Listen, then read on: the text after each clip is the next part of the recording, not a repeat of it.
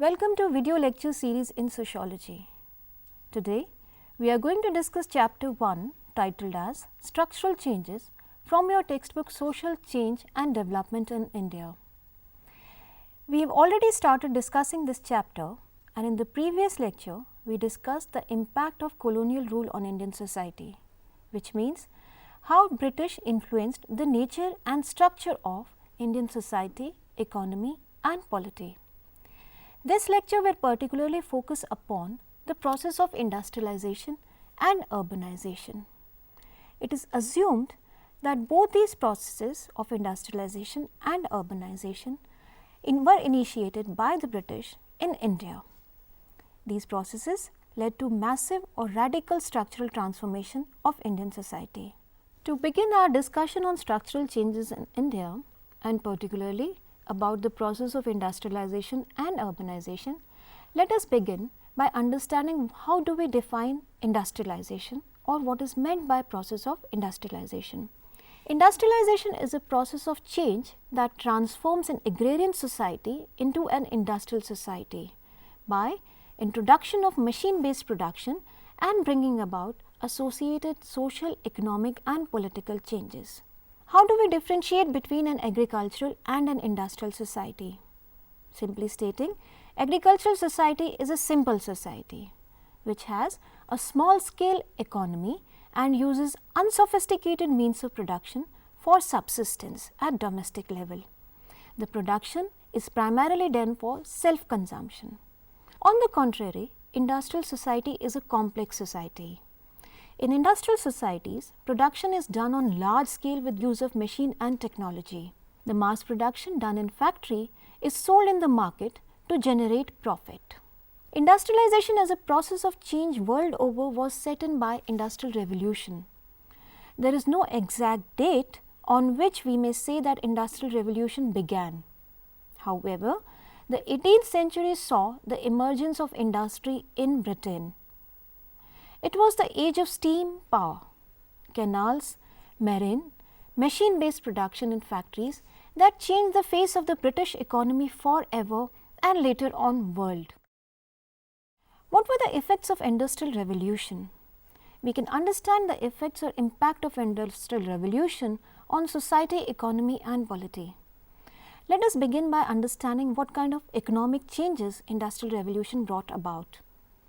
Industrial Revolution led to introduction of factory-based system, where production of goods was done at large scale. This is also called as mass production. Because of mass production of goods, there was an increase in consumption and rise in standard of living of people. Industrial Revolution also led to emergence of industrial capitalism.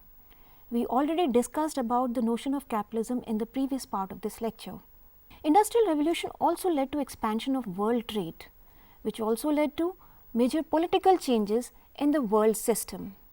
Talking particularly about the political changes, Industrial Revolution led to decline of feudalism or landed aristocracy.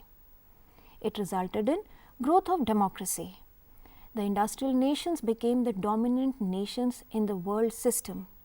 Along with it, there was a rise of the capitalist class.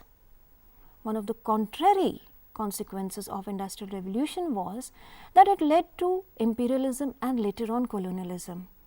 As a consequence, nationalism got stimulated in the colonies of the British Empire. Talking about the social changes, the era around which industries developed in Europe, world over there was a massive growth of population.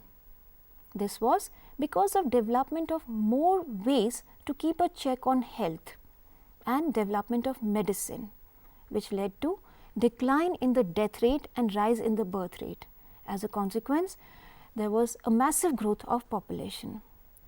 The rising population led to growth and development of cities and urban centers. With development of more means of transportation, there was a process of migration.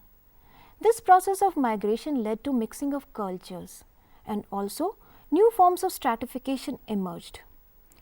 There are many social consequences or social changes brought about by Industrial Revolution. One that can be very important is the emancipation or freedom of women. World over, women were not allowed to vote. But Industrial Revolution led to changes, the political changes that we discussed just now, and it also led to granting of universal suffrage to women. The social, economic, political transformations brought about by Industrial Revolution also led to large number of problems and social crises. The first was, with the rise of industrial capitalism, there was rise in economic inequality between those who had and those who did not have. Karl Marx talks about this distinction between two classes of haves and have-nots, which are also called as the bourgeoisie and the proletariat. As a consequence of rise of economic inequality, there was development of urban slums. The poor people were congregated in dingy areas in urban centers, which were called as slums. These slums lacked basic facilities of infrastructure and civic amenities. There was an expansion of poor class. The poor class comprised of the working class or the laborers, particularly the unskilled workers working in the industry. Another important consequence of Industrial Revolution was rise in the rate of unemployment. How did it happen? In search for better job opportunities, people migrated from rural areas to urban areas. But factories could not take that many number of people as workers. So, there was rise in unemployment. As a consequence, there was rise in poverty, and this led to rise in crime and suicide rates and number of other illegal activities. Industrial Revolution also led to pollution. We talk about environmental pollution, air, water and noise. It also led to environmental hazards which posed great dangers to our health. One of the consequences of Industrial Revolution was development of weapons of war. You may say that it was a tragic consequence, which we have already seen the massive massacre that occurred in 2 world wars. Coming back to discussion on Indian society, industrialization and urbanization in India did not happen the way it happened in Britain. It is not because industrialization in India began late, but because industrialization and urbanization in early modern period were governed by colonial interests. For their interest, the British changed land and forest law, crop patterns, thus depriving farmers and tribals from their important source of livelihood and sustenance. The British changed the way production and distribution of goods was being done. These changes altered the very structure of Indian economy and society. How did it happen? Firstly, the British interfered with the established patterns of what to produce, which took away livelihood of many people. Traditional export of cotton and silk from India declined. Second, the import of cheap goods and the establishment of numerous factories destroyed many of the village and cotton industries existing in India. Next, the Indian products could not compete with goods produced in factories because factory produced in large quantities quickly, and mass production reduced prices of goods. Moreover, these goods offered better and consistent quality. For example, the cotton fabric produced in India was coarse in nature, which could not compete with the fine quality of cotton being produced in the factories in Manchester. The high prices of agricultural produce also led many village artisans to abandon their hereditary craft and settle for agriculture. Why? Because either the raw material was very costly or agriculture was a lucrative business. Next, when the British took over Indian states from kings, the states lost their courts. The artisans and court gentry employed in them became jobless. Thus, the collapse of local demand and rise in exports affected Indian industry badly. Those located in towns where the British penetration was deepest were the worst hit. Although some industries survived in the interior regions for some point of time, but gradually they also declined after coming in contact with mainstream due to expansion of railways and means of transportation. Industrialization entailed major technological changes, growth of factories, and rise of new industrial labor force. Yet labor intensive and small scale production remained an important feature of Indian economy. Talking about urbanization, by the end of 19th century, some new towns became heavily populated with establishment of mechanized industries. Urbanization in colonial period saw the decline of some old cities and emergence of new urban centers. cities had an important role in the economic system of empires. These were the primary links between the economic center or core in the Britain and periphery or margins in the colonized India.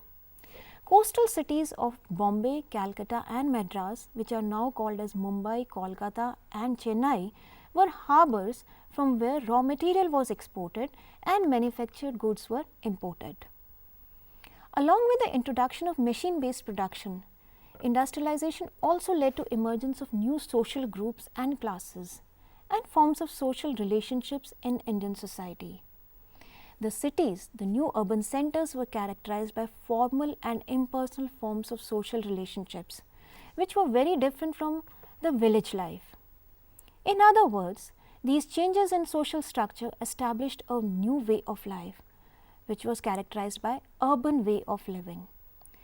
In the beginning, the structural changes in India were ushered in by the British to facilitate their empire, and once started, they continued with their momentum. After independence, India witnessed a steady rise in the process of industrialization and urbanization. The visionaries of modern India after independence saw industrialization of economy as the path towards achieving growth and social equality. They thought development of heavy machine making industries, expansion of the public sector and holding of large cooperative sector were considered important for developing Indian economy. A modern and prosperous India, as visualized by our first Prime Minister Pandit Jawaharlal Nehru, was to be built on the edifice of giant steel plants, big dams, canals and power stations. These were called as temples of modern India by him. Since independence, and particularly since 1990s, villages have been coming under the influence of process of urbanization in India.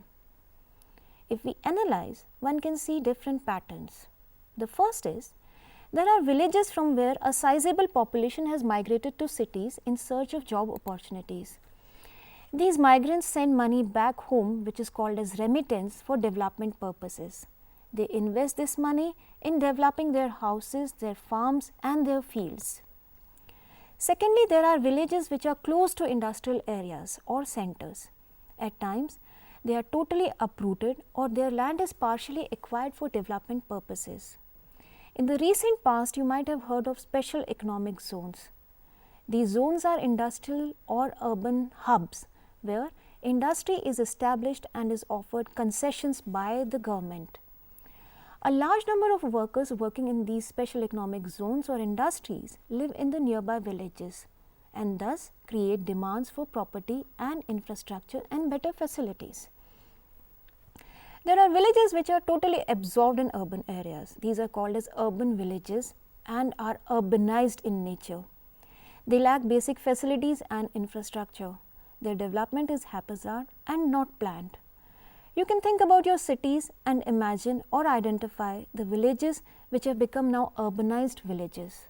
The process of urbanization and industrialization are interrelated. Industries develop in certain areas.